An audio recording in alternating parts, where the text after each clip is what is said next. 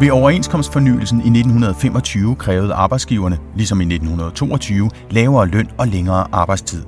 Til pressen sagde de, at det var nødvendigt at tage fat på arbejdsmændene.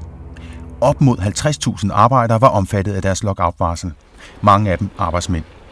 Lockout og strejker brød ud i marts, og den 16. maj udvidede arbejdsmændene med en transportstrejke.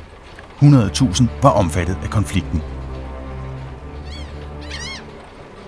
Arbejdsmændenes formand Lyngsi havde sans for drama og offentlig optræden.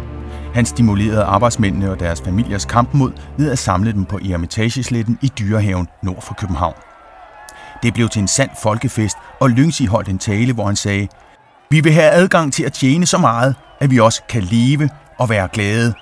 Derfor vil vi føre denne kamp så længe som det er nødvendigt, og her i den frie naturs herlige sol og under den blå himmel lover vi hinanden at holde ud i kampen."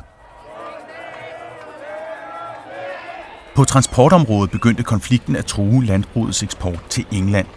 De faglærte beskyldte arbejdsmændene for at skade den socialdemokratiske regering, som forsøgte at tvinge et mæglingsforslag igennem. Det blev en pinlig affære.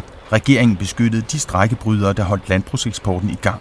Det var i sig selv en provokation, men værre var det, at den havde forberedt et lovindgreb mod konflikten, oven i købet en lov, der ville være gennemført uden afstemning i Folketinget, som var på sommerferie.